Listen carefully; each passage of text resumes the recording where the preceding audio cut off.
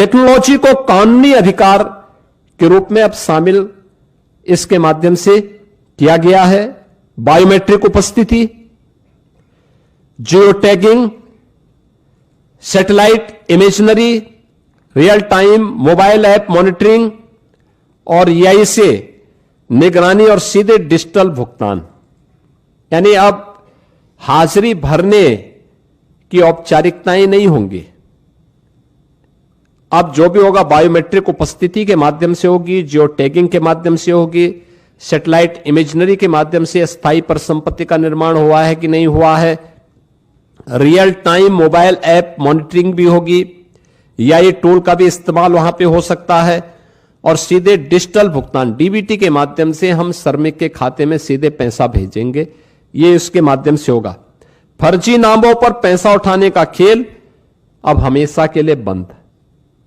आपने देखा होगा इससे पहले समाजवादी पार्टी के समय में सोनभद्र में मनरेगा का भयंकर घोटाला हुआ था। सीबीआई की इंक्वायरी उस समय उसकी चल रही है। यह भी उनके समय में लगातार होता रहा है। 6 माह में अनिवार्य सोशल ऑडिट, डिजिटल और समयबद्ध बहुस्तरीय शिकायत निवारण, जिला लोकपाल की व्यवस्था और केक के मानकों के अनुरूप ऑडिट की व्यवस्था भी इसके माध्यम से रहेगी। दूसरा,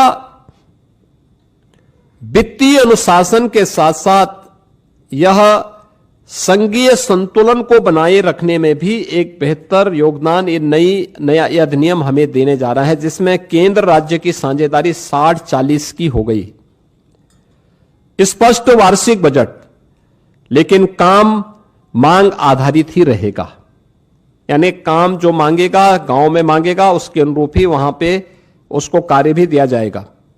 राज्यों को अधिक वित्तीय भागीदारी से में स्वामित्व, निगरानी और उसकी गुणवत्ता सुधार, ये राज्यों को इसका पूरा वो दिया गया है कि राज्य इसके लिए करेंगे।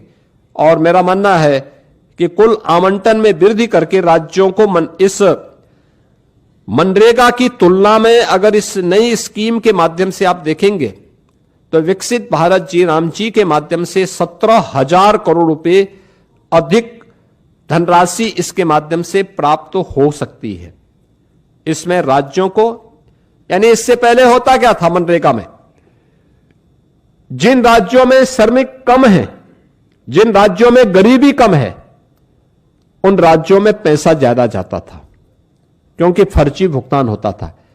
लेकिन अब